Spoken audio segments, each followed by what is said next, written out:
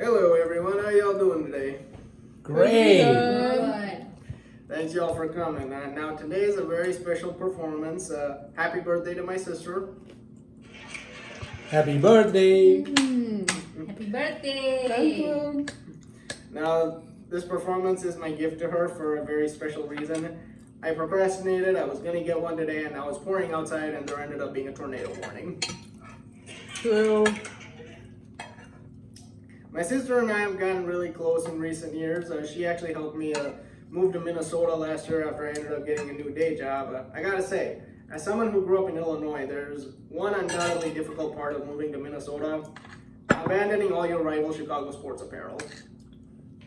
Womp womp. To be fair, Twins fans, I've only been to two White Sox games in my life, and none since the age of 11. We cool? While Ubering to my new apartment, we heard a new song with Usher and Diddy called "I Need a Girl." The song was called "I Need a Girl." It should have been called "This is an Usher song. What do you expect it's gonna be about?" Ooh.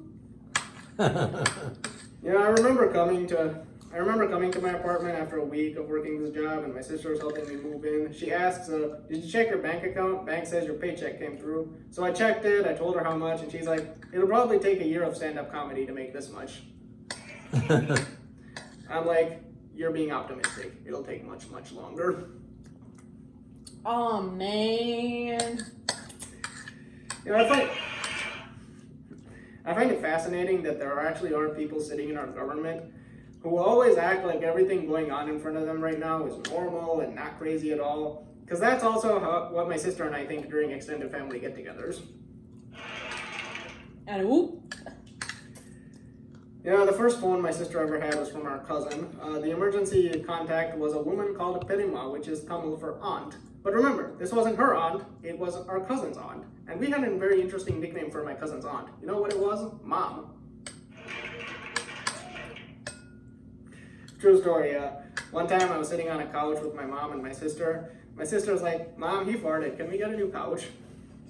And so my mom says, "If your brother farts in my direction, are you going to ask for a new mom?"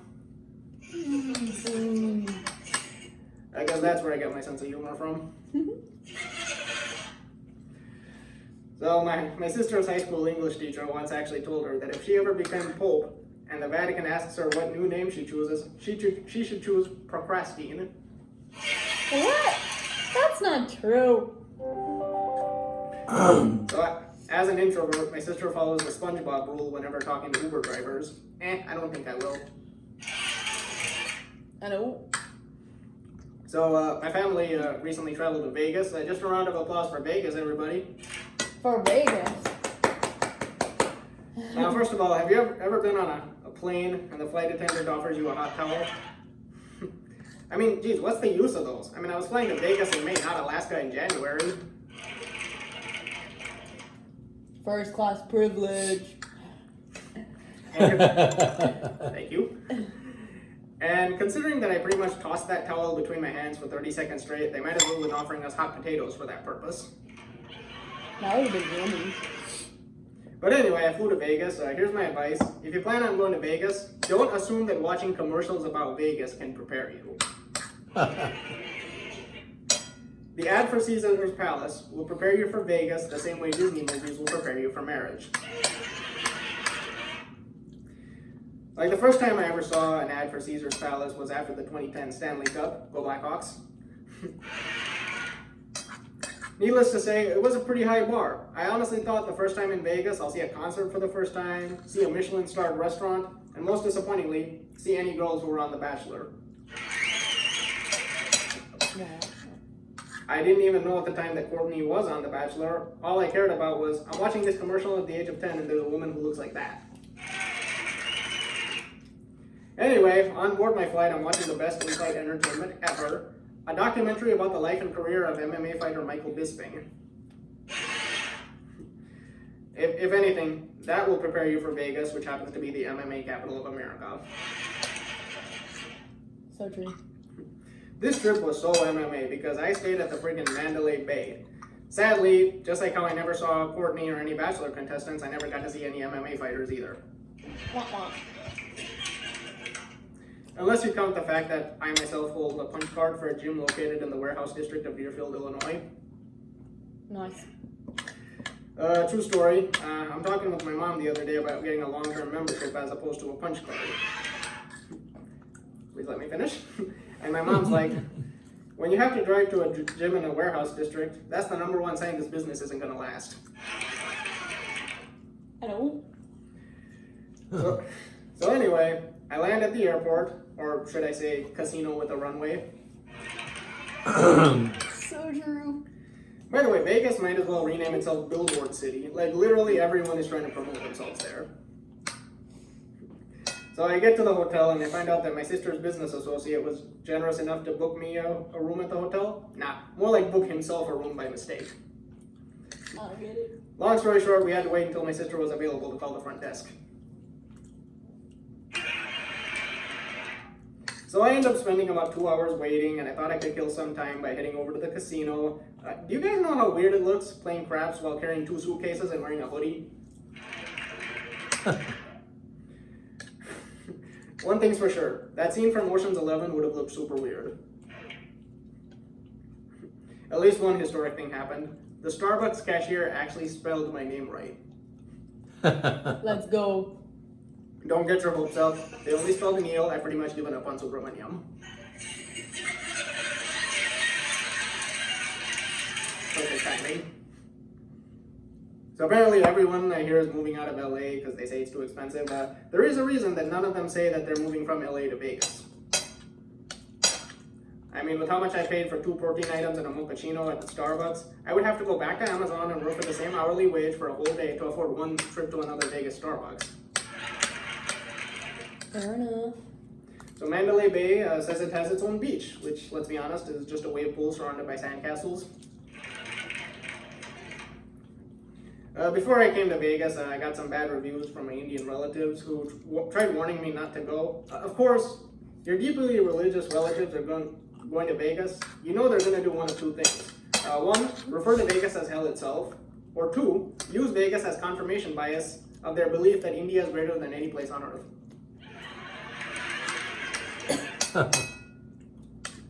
So my sister's Apple Watch the other day was telling her to get off the couch. So she looks at the watch and says, "Okay, Mom." The watch keeps telling my sister to exercise. Now you know the reason she's actually following her New Year's resolution this year. So true, bestie. The watch also repeatedly keeps reminding my sister to just breathe. One time my sister actually shouts at the watch, "Easy for you to say, you're not the one who's piling up student debt and not piling up acceptance letters for internships." Fair enough. The watch also not only tells my sister to breathe, but the seize alarm starts beeping every time her heart rate gets too high. Now, she's learned how to silence the watch during her virtual meetings. She's just developed a habit of taking it off and sitting on it. That watch also knows the temperature and whenever my sister is walking on a treadmill outside, and the watch would often remind her to go for a walk outside. What's next? Is she going to be doing pull-ups at the gym and the watch tells her, "Go outside and use the tree branch instead"? Guys, honestly, now that I say all this out loud, about the things that my sister's Apple Watch knows about her and tells her what to do, it sounds like Apple Watches are the world's biggest stalkers. So true. My sister's experiences with her Apple Watch kind of sounds like the opening scene of some low-budget horror movie. Say what you want, it'll still be better than Wicker Man starring Nicolas Cage. As opposed to normal horror movies taking place in some isolated, possessed log cabin, this will be the first horror movie taking place in a cul-de-sac. Of course, the idea of a horror movie of a stalking, technologically advanced watch sounds absurd. It's like making a horror movie based on the board game Hungry Hungry Hippos.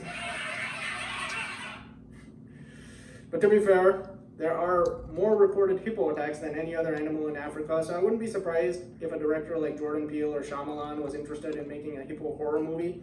It'll still guaranteed turn out better than Jaws: The Revenge. I can kind of relate to Joe Biden because we both mix up our stories and forget what we're saying at times when they really matter. That was a nice one. Except the only difference is when he does it, people call him a gaff machine, and when I do it, they call me socially awkward. Those automatic sensors in bathrooms cause the sink to turn on even when I'm not using them. I mean, come on. Remember when Barney the Purple Dinosaur told us all to never let the water run? So true. My sister hesitates sometimes when people call her classical singing an achievement. I understand her. I mean, is it really an achievement to spend 7 years getting shaken awake early on weekends to be driven to a voice coach who you no longer speak to anymore? So we both saw the movie G.I. Joe on Amazon Prime. I'm pretty sure the audition process for that movie went like this. What's your name? How attractive are you? Okay, next. We don't understand the people who protest against wearing masks. I mean, not only do they protect people during a global pandemic like this, but they help me hide the fact that I'm, let's just say, not traditionally attractive. I think my sister would agree. Oh, that's tea. On her birthday, boo. By far the weirdest place you can run into an anti-vaxxer, at a Walgreens while you're waiting for your own vaccine. That's tough, man. I'm not kidding. She was right in front of me in the lineup arguing with her pharmacist about her prescription. I actually have a cousin who's an anti-vaxxer, and she's part of this mommy-themed family group chat that also includes my mom. And she was trying to convince everyone not to get the vaccine, so my mom turns to me and goes, "We all had that one person in the group text we gotta ignore, right?" I look at my own cousin's themed group chat and I nodded.